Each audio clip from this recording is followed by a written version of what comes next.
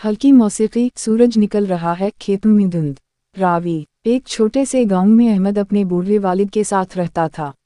उनके पास एक छोटा सा खेत था जो उनकी रोजी का वाहिद जरिया था। अहमद बैलों के साथ हिल चला रहा है, वालिद लाठी के सहारे खड़े हैं। वालिद, बेटा अहमद आराम से काम करो, जमीन जल्दी नहीं भागती। अहमद मुस्कुराते हुए, अब्बा अगर ज्यादा मेहनत करेंगे तो उस बार फसल अच्छी होगी। घर के अंदर सादा सा कच्चा घर। वालिद खांसते हैं और बैठ जाते हैं। अहमद, अब्बा आप ठीक तो हैं? वालिद, बस बेटा उम्र हो गई है, अब ज्यादा काम नहीं होता।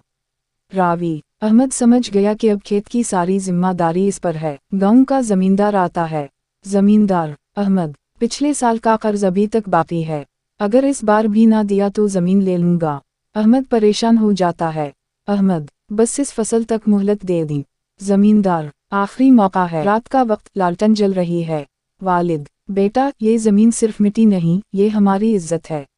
मेहनत करो, अल्लाह बरकत देगा। अहमद, मैं जान लगा दूंगा अब्बा। मौसीकी, अहमद दिन रात काम करता है, पानी देता है, बीज बोता है, गर्मी में पसीना बहता है। वालिद दूर बैठकर दुआ करते हैं। रावी, अहमद ने आराम छोड़ दिया, सिर्फ एक मकसद था, अपने बाप की जमीन बचाना। तेज हुआ बादल, बारिश।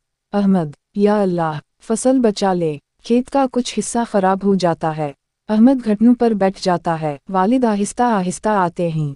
वालिद, बेटा हिम्मत ना हारो, जो बच गया वो भी काफ़ी है। अहमद आंखों में आंसू, मैं आपको मायूस नहीं करना चाहता अब्बा। वालिद, तुमने मेहनत की है, यही कामयाबी है। कुछ दिन बाद फसल तैयार हो जाती है। सुनहरी गंदुम लहलहा रही है। अहमद खुशी से, अब्बा देखिए हमारी मेहनत रंग ले आई। वालिद की आंखों में खुशी के आंसू। जमींदार आता है। अहमद इसे पैसे देता है।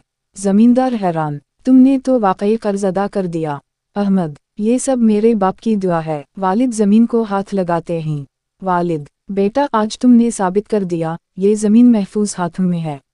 अहमद बाप के हाथ चूमता है।